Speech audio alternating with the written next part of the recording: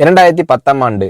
அப்போது திமுக ஆளுங்கட்சி, அம்மா அவர்கள் எதிர்க்கட்சி.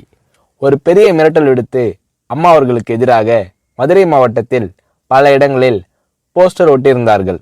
அந்த போஸ்டரில் அம்மா அவர்கள் மதுரைக்கு வந்தால் திரும்பி செல்ல மாட்டார், மதுரைக்கு அம்மா அவர்கள் வரக்கூடாது என்று மதுரை மாவட்டத்தில் பல இடங்களில் அந்த போஸ்டரை ஒட்டி பெரிய மிரட்டல் எல்லாம் கொடுத்தார்கள்.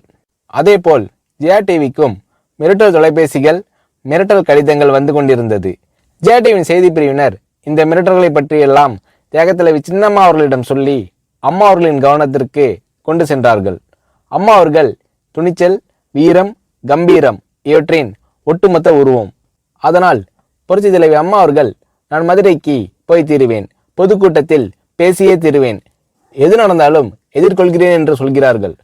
ஒரு கட்டத்தில் ஜெயா டிவிக்கு மிரட்டல் எப்படி வருகிறது என்றால், ஜெயா டிவியின் அலுவலகத்தை வெடிகுண்டு வைத்து தகர்ப்போம், அம்மா அவர்கள் மதுரைக்கு வந்தால் ஜெயா டிவியை ஒழிப்போம், இப்படியெல்லாம் நிறைய மிரட்டல்கள் தொலைபேசியின் வாயிலாகவும் கடிதத்தின் வாயிலாகவும் வந்து கொண்டிருக்கிறது.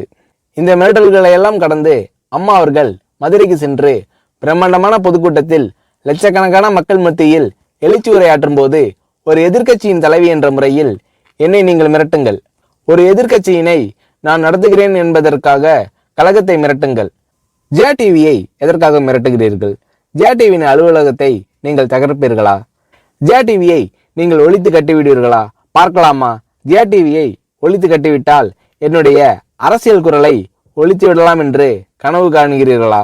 ஜெயா டிவி என் உயிருக்கும் மேலானது, நான் என்னுடைய உயிரை விட அதிகமாக நேசிப்பது, என்னுடைய அரசியல் கரமாக நான் போற்றி புகழ்வது, அதன் மேல் நீங்கள் கை வைப்பீர்களா, பார்க்கலாமா என்று எழுச்சி உரையாற்றினார் புரட்சி தலைவி அம்மா அவர்கள்.